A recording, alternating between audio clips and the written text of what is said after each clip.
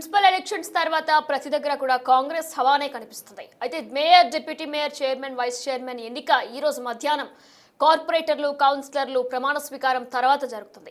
అయితే ప్రతి దగ్గర కూడా 80% కాంగ్రెసే గెలుస్తుందనే ఆశావాహాలు ఉన్నా సరే, కానీ కరీంనగర్లో కూడా ప్రస్తుతం సర్వత్రా ఉత్కంఠ నెలకొంది. అక్కడ మేయర్ ఏ పార్టీకి చెందుతుంది, ఎవరు గెలుస్తారనేది ప్రస్తుతం సర్వత్రా ఉత్కంఠ నెలకొంది. అయితే కరీంనగర్లో ప్రస్తుతం రాత్రికి రాత్రే సీన్ మొత్తం కూడా చేంజ్ అయిపోయింది.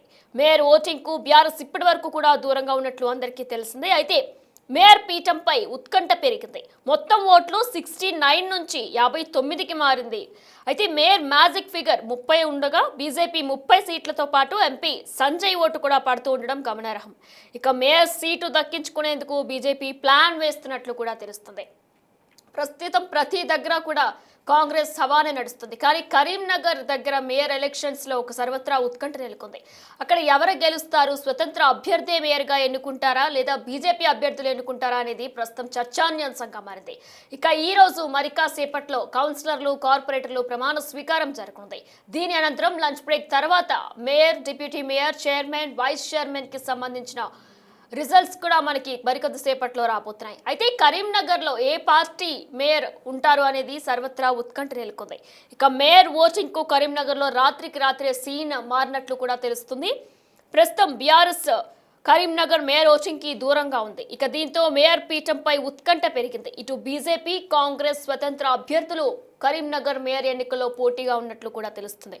మొత్తం ఓట్లు 69 నుంచి 59కి కూడా మారాయి ఓట్లు. ఇక మేయర్ మ్యాజిక్ ఫిగర్ 30కి చేరుకుంది. బీజేపీ 30 సీట్లతో పాటు ఎంపీ సంజయ్ ఓటు కూడా మేయర్ సీటు దక్కించుకునేందుకు కూడా బీజేపీ ప్లాన్ వేస్తున్నట్లు కూడా తెలుస్తుంది. ఇక మనం చూస్తున్నట్లయితే ఈ రోజు మధ్యాహ్నం కౌన్సిలర్లు, కార్పొరేటర్లు ప్రమాణ స్వీకారం అనంతరం కూడా మేయర్లకి, డిప్యూటీ మేయర్లకి, చైర్మన్, వైస్ చైర్మన్ కి కూడా ఓటు ప్రక్రియ ఉండబోతుంది. మరి కరీంనగర్ రాజకీయాల్లో ఏం జరగబోతుంది, ఎవరు మేయర్గా ఉండబోతున్నారు అనేది ప్రస్తుతం చర్చాన్యాంశంగా మారింది. ఇదే అంశానికి సంబంధించిన మరింత సమాచారం మా ప్రతినిధి శ్రీనివాస్ అందిస్తారు. రైటర్ శ్రీనివాస్, ప్రస్తుతం బీఆర్ఎస్ కరీంనగర్ మేయర్ ఎన్నికకి దూరంగా ఉన్నట్టు, బీజేపీకి దగ్గరగా ఉన్నట్టు ఒక మ్యాజిక్ ఫిగర్ ని కూడా మనం చూస్తున్నాం. ఏమనుకోవచ్చు? కరీంనగర్ కార్పొరేషన్ సంబంధించి మేయర్ ఎన్నిక లోపల నిన్నటి నుంచి కూడా అనూహ్య మార్పులు జరుగుతున్నటువంటి పరిస్థితి కనబడుతుంది. మొన్నటి వరకు కూడా బీజేపీకి ఆధిక్యం ఉన్నది, బీజేపీ మేయర్ పీఠం అధిరోహిస్తుందని చెప్పి అందరూ భావించినా గానీ నిన్న ఒక్కసారిగా సమీకరణాలు మారిపోయాయి. ఇటు ఏదైతే కాంగ్రెస్ పార్టీ, తర్వాత బీఆర్ఎస్, తర్వాత ఇండిపెండెంట్లు, ఎంఐఎం వీళ్ళందరూ కూడా కలిసి ఒక కూటమి జట్టు కట్టడంతో ఇటు కూటమికే మేయర్ పీఠం అని చెప్పి నిన్న మొత్తం కూడా చర్చ జరిగినటువంటి పరిస్థితి. కానీ రాత్రి సమయం లోపల ఒక్కసారిగా ఇటు ఏదైతే చర్చ జరిగిందో అది లోపల అనూహ్య పరిమాణాలు చోటు చేసుకున్నాయని చెప్పుకోవచ్చు. మేయర్ ఎన్నికకు ఇప్పుడు 9 స్థానాలతో పాటుగా ఎక్స్ అఫీషియో ఒకరు మాజీ మంత్రి, కరీంనగర్ ఎమ్మెల్యే గంగుల కమలాకర్ మొత్తం 10 ఓట్లు ఉండడం జరుగుతున్నాయి. ఇప్పుడు వీరందరూ కూడా ఈ ఓటింగ్ కు దూరం ఉండాలని చెప్పి పార్టీ అధిష్టానం నిర్ణయం తీసుకున్నటువంటి నేపథ్యం లోపల ఆ శిబిరం నుంచి దాదాపుగా బీఆర్ఎస్ పార్టీ బయటకు వచ్చినట్టే అని చెప్పి అయితే మనకు తెలుస్తున్నది. ముఖ్యంగా మరికొద్ది సేపటి లోపల ఇటు మేయర్ ఎన్నిక ఉన్నటువంటి నేపథ్యం లోపల ఒక్కసారిగా బీఆర్ఎస్ పార్టీ యూటర్న్ తీసుకోవడంతో ఒక్కసారిగా కరీంనగర్ రాజకీయాలు అయితే నిజంగా అనూహ్య పరిమాణాలు చోటు చేసుకున్నాయని చెప్పుకోవచ్చు. అయితే ఈ మొత్తం వ్యవహారం లోపల కూడా ఇప్పుడు మేయర్ ఎన్నిక లోపల బీజేపీకి లైన్ క్లియర్ అయిందని చెప్పుకోవచ్చు. కూటమి శిబిరం లోపల నెలకొన్నటువంటి పరిణామాలు ఏవైతే ఉన్నాయో అవన్నీ కూడా ఇప్పుడు బీజేపీకి అనుకూలంగా మారినటువంటి పరిస్థితి. మొదటి నుంచి కూడా ఇటు బీఆర్ఎస్ కాంగ్రెస్ తో ఇండిపెండెంట్ తో జట్టు కడితే ఎక్కడ కాంగ్రెస్ బీఆర్ఎస్ ఒకటే అని చెప్పి ప్రచారం జరుగుతుందని చెప్పి కూడా నిన్నటి నుంచి కూడా ఇటు బీఆర్ఎస్ అధిష్టానము భావిస్తున్నటువంటి పరిస్థితి. ఈ నేపథ్యం లోపల ఇప్పుడు యూటర్న్ తీసుకున్నారని చెప్పి అయితే భావిస్తున్నటువంటి పరిస్థితి కనబడుతుంది.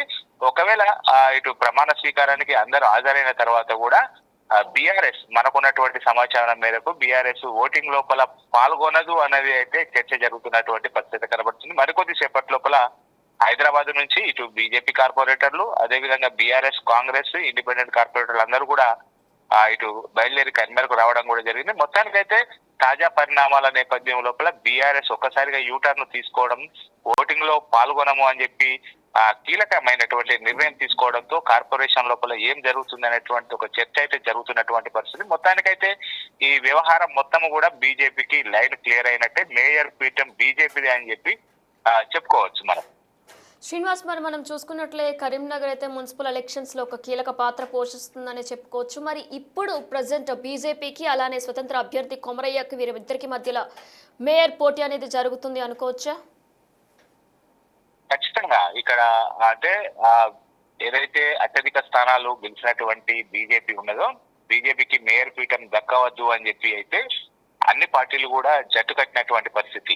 ఇటు కాంగ్రెస్, బీఆర్ఎస్, ఇండిపెండెంట్లు అందరూ కూడా జట్టు కట్టినటువంటి నేపథ్యం లోపల ఒక్కసారిగా ఇటు ఇండిపెండెంట్ అభ్యర్థి తెరపైకి రావడం జరిగింది. కొమరయ్యకు మద్దతు ఇచ్చి అన్ని పార్టీలు కూడా మద్దతు ఇవ్వాలని చెప్పి నిర్ణయం కూడా తీసుకోవడం జరిగింది. కానీ ఇటు పార్టీల వ్యవహారం కావడంతో ఇటు బీఆర్ఎస్ అధిష్టానం కూడా దీనిపైన దృష్టి సారించినటువంటి పరిస్థితి. ఎక్కడ కూడా ఇటు బీఆర్ఎస్ పార్టీ న్యూట్రల్ గా ఉండాలని చెప్పి భావిస్తుంది. బీజేపీకి కానీ కాంగ్రెస్ కానీ మద్దతు ఇచ్చినటువంటి పక్షం లోపల ఇటు ఒకవేళ బీజేపీకి మద్దతు ఇస్తే బీజేపీ బీఆర్ఎస్ ఒకటే అని చెప్పి ప్రచారం జరుగుతుంది.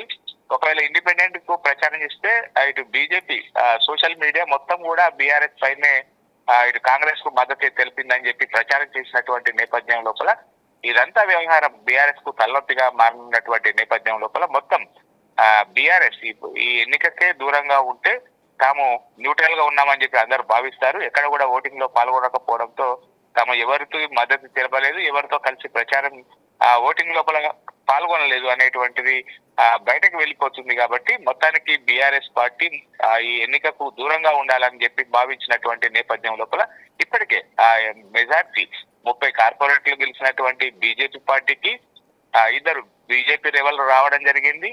అదేవిధంగా ఒక ఇండిపెండెంట్ మద్దతు ఉన్నటువంటి పరిస్థితి. అదేవిధంగా ఇటు ఎంపీగా ఉన్నటువంటి బండి సంజయ్ కూడా ఎక్స్ అఫిషియో ఓటు ఉన్నటువంటి నేపథ్యం లోపల మొత్తం బలము వారికి 34 చేరింది. ఆ 34 సంఖ్య ఉన్నటువంటి నేపథ్యం లోపల ఇప్పుడు బీజేపీ పార్టీకే మేయర్ పీఠం దక్కేటువంటి అవకాశం ఉన్నది.